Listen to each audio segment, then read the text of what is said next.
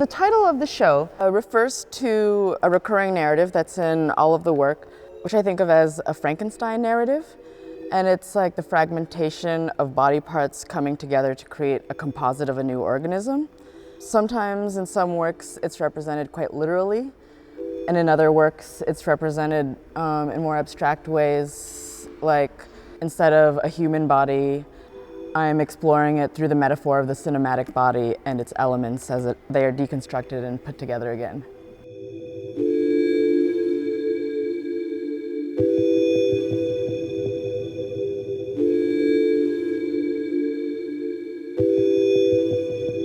Well, I do think my work is never complete until a visitor looks at it, until it is viewed. Because I try to think of the videos themselves as organisms that are activated when in relationship to the attention of the viewer.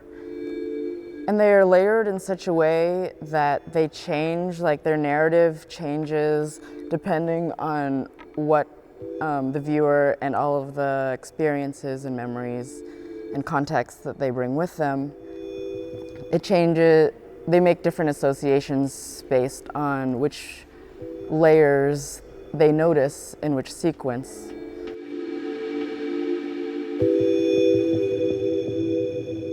Going back to the title, the eye and the ear, obviously refer to the sensory parts of the human body, and in some ways I'm trying to separate them each as a way to enable the separation of each cinematic element, such as sound, text, image, music, interface, and framing device.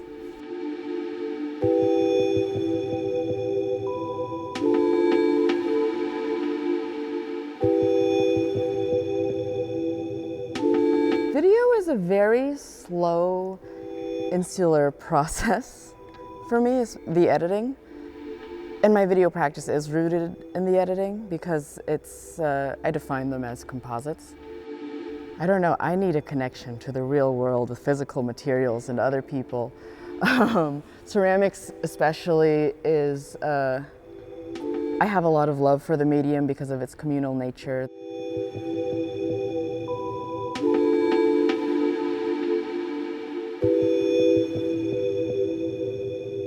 They're the most HD things in this show.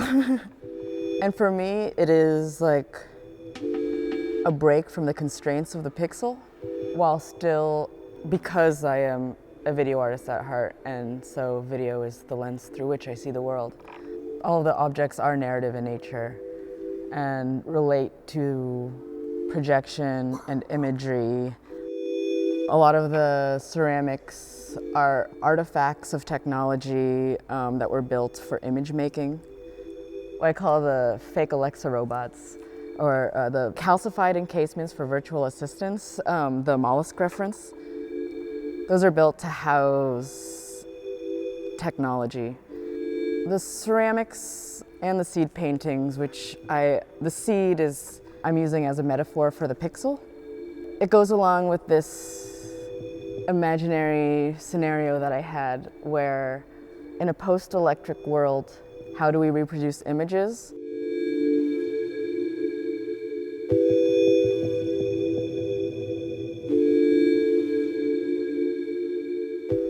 I mean, it was a work that I have been thinking about for a while, and I felt like this was just an incredible opportunity to both help fund it and also have the space to show it, because there's more going on in each frame than any other work I have, and its production is a bit more elaborate and specific.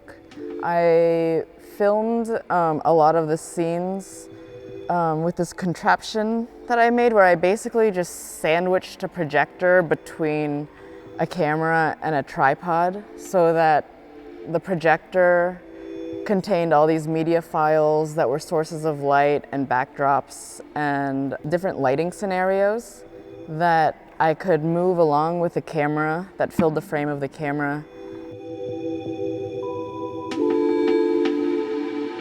My entry point into that work was the idea of a scanner scanning documents, and how to make a sort of theatrical documentary about colonial America based on that.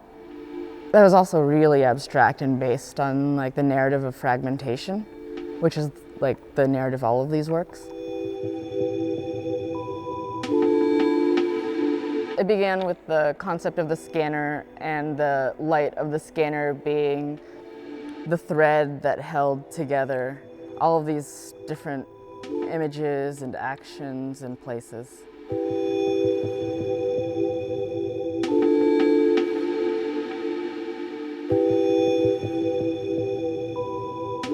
I think that for a lot of the shows I've had before, a lot of the struggle was making all of my work fit into one space. And so it felt actually really natural and really exciting to be able to fill a space of this size and to see work like actually be in relationship to each other and to see different narratives play out at the same time in different parts of the room.